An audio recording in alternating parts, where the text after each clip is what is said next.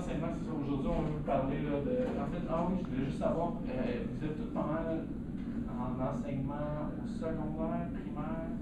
Primaire, excellent. Parce que ce qu'on va faire aujourd'hui, c'est ça va beaucoup plus aider les enseignants au primaire et au secondaire. S'il y en avait qui étaient du secondaire, il y a certains principes qui peuvent être utilisés jusqu'à un certain point, mais c'est surtout plus pour les étudiants primaires. Fait qu'on voulait parler papier mâché, environnement et de littératie. Puis juste pour commencer, on voulait juste comme situer notre présentation par rapport à l'état de l'environnement. Puis, en fond, afin de situer ce qui se passe par rapport à l'environnement, je voulais juste signifier que lorsque notre atelier va être terminé, le Canada va avoir émis 50 176 tonnes de gaz carbonique dans l'air. Quand on dit des tonnes, c'est le poids d'une tonne. C'est comme tu mets 5 vaches ensemble, ça fait une tonne là, à peu près.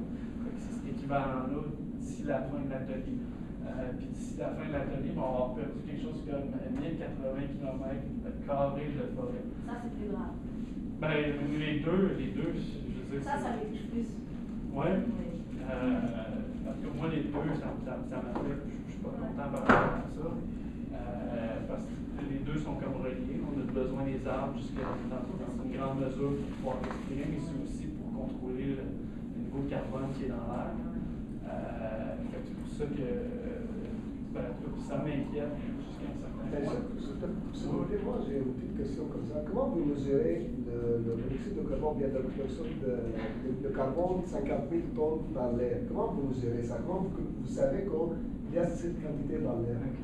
En fait, moi, ce que j'ai fait, c'est qu'en analysant sur l'éducation de l'environnement ou sur l'environnement, il y a souvent une sorte de statistiques qui sont analysées par des scientifiques. Je ne sais pas exactement comment ils mesurent ça, mais d'après moi, c'est essentiellement un peu comme vont faire des tests avec une auto seulement, vont la faire rouler, puis vont comme. Estimation aussi. Oui, exactement. Puis à partir de là, vont faire des estimations en fonction du nombre d'autos qui peuvent être. Qui savent qu'ils vont fonctionner dans une journée ou des choses comme ça. En fait, c'est vraiment un estimé. Puis là, moi, dans le fond, je dis, en fait, pour la statistique que j'ai mis là, j'ai pris un estimé pour une année, puis je l'ai divisé pour que ça représente pour 50 000 années. C'est essentiellement ça. C'est pas comme si c'était des chiffres assez fiers. L'autre jour, j'entends comme ça, j'ai dit, c'était une occasion pour vous demander, comme vous êtes spécialiste dans ça, comment vous mesurez ça, juste comme ça? Je suis pas spécialiste. On n'est pas spécialiste. Puis justement par rapport à ça, je voulais comme relier l'état de notre environnement à ce qui se passe au niveau de l'éducation. Pour pouvoir faire ça, en fait, je serais curieux que vous me dites, selon vous, c'est lesquels les pays qui sont les plus scolarisés dans le monde? Les pays plus scolarisés? Les plus scolarisés, c'est-à-dire où est-ce que les gens vont le plus à l'école, il y a plus de gens qui... Ouais, pas nécessairement alphabétisés, parce que dans le fond, il y en a qui peuvent être alphabètes, même s'ils sont pas allés à l'école. Je parle, selon vous, ce serait quoi, quel pays qui Au Canada, c'est un pays qui a beaucoup de scolarisés. Oui, effectivement. Selon vous, quoi d'autre? Asie. L'Asie? Est-ce qu'il y en aurait? La Chine, puis le Japon, l'Europe. OK, oui. Sinon, les États-Unis. Parfait. J'aimerais ça, vous gardiez ces pays-là en tête, en regardant la prochaine carte, puis vous me dites qu'est-ce que vous voyez ici. Là, pour ceux qui ont la misère à lire ici, c'est l'émission de gaz carbonique dans le monde en ce moment. Qu'est-ce que vous voyez?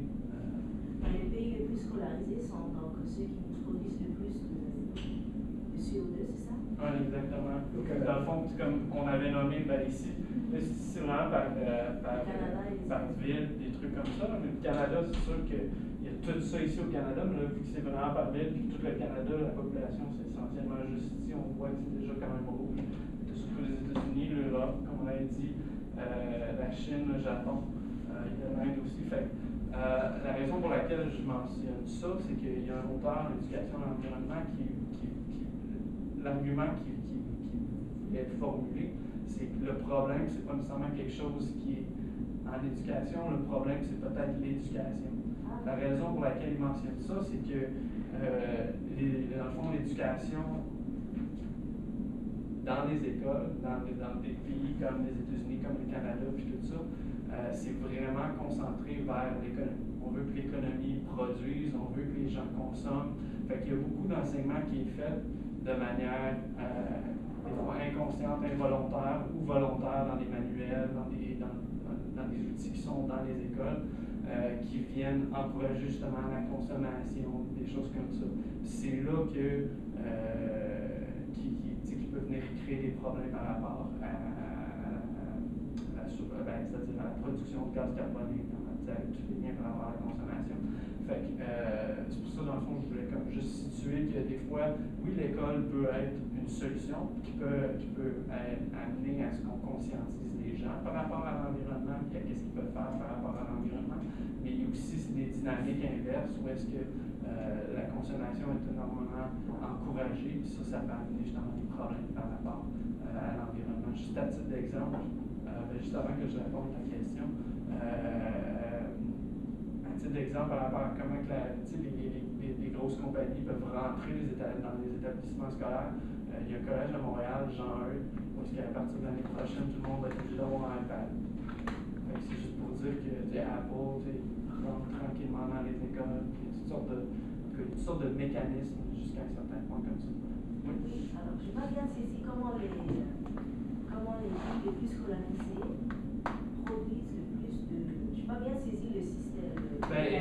Essentiellement, c'est que la manière dont la plupart des écoles sont organisées, leur objectif, c'est de faire en sorte que leurs élèves viennent participer dans l'économie, viennent vraiment.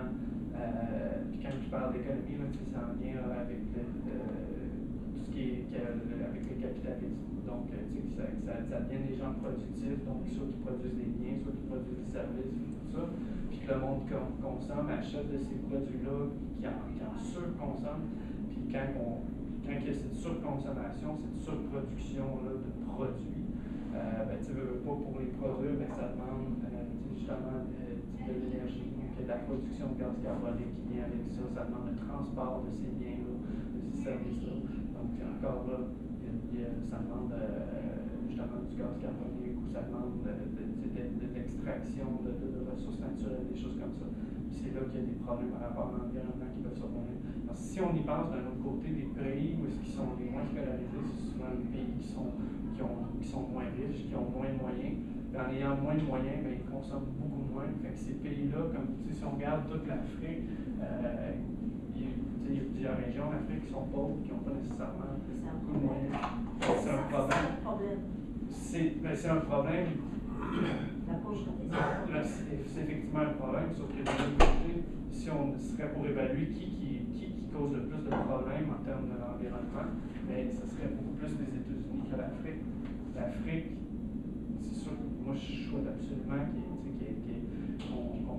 élimine la pauvreté en Afrique puis à travers le monde. Mais ce que je dis, c'est qu'une personne qui est pauvre a beaucoup moins de chances de consommer, de surconsommer. Donc les traces, l'impact qu'ils vont avoir sur l'environnement va être beaucoup moins.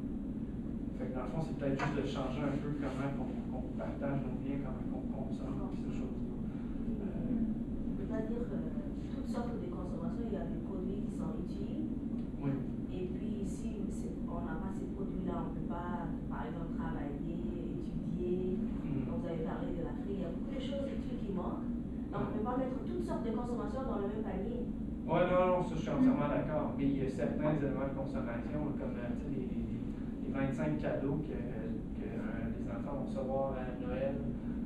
Ils ne sont pas nécessairement tous utiles et nécessaires. C'est peut-être un peu dans ce sens-là de changer un peu les styles de vie par rapport à la consommation. On peut parler de ce que Donc c'est la surconsommation. Oui, c'est exactement ça. On peut pas lier les pays les plus scolarisés avec, ce sont les mêmes qui sont le plus industrialisés. Oui, exactement. C'est comme la Canada et la Chine. It's a workshop. It's I going to have a class in here coming up at 1 and I need to set up. Well, unfortunately, we booked the room until 1 o'clock. We're going to end at 10 to 1, but we'd like to add. Who'd you book with? Book dancer de Marie Lefebvre. All right. Comme la Chine aussi, c'est Ouais. un pays évidemment, puis c'est très pollué la Chine. Ouais, effectivement. On peut lier ça, la scolarisation avec l'industrialisation. Oui, c'est exactement ce lien-là un peu que je voulais créer. Parce que dans le fond, il y a comme un autre lien à faire, c'est plus. Non, je ne sais pas nécessairement marquer là-dedans, mais en tout cas, plus le PIB augmente, là, plus les pays produisent, plus justement l'émission de gaz carbone augmente. Vous savez, la pauvreté, c'est un médicament. Ben, il y a certains styles de vie qui sont associés par rapport à ça qui pourraient être. Plus on est pauvre, plus on est en santé. C'est seulement comme ça. Pas nécessairement. Et aussi ironiquement, c'est souvent les pays les plus pauvres qui sentent les effets des choses comme le réchauffement climatique et ce genre de choses.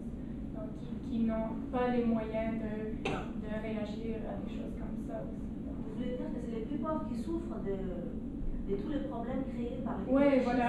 Oui, C'est souvent comme ça. De l'eau. Oui. Oui. Donc, ça, c'est beaucoup et c'est un peu effrayant. Donc, comment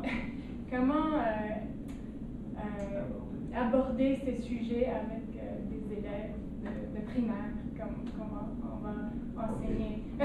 Ça, c'est donc pourquoi on va développer des activités qui encouragent de penser localement pour agir globalement. C'est comme ça? Oui, Voilà, donc je voulais vous signaler qu'il y a David Sobel qui a écrit un article à propos de au-delà de l'écophobie. Donc, de vraiment penser à une éducation environnementale développementalement appropriée pour les élèves. Donc, de commencer, de penser, quand les enfants sont plus jeunes, de penser à des communautés saines et des communautés, de comment créer des communautés saines avant de faire des choix positifs, avant de penser globalement et de dire toutes les statistiques de tout le monde, parce que c'est beaucoup pour les jeunes. Hein? Oui. Donc, je voulais juste vous signaler que David Sobel il écrit à propos de ça et suggère même des activités qu'on peut faire avec les plus jeunes, puis encore les plus âgés pour encourager ces pensées plus maturées.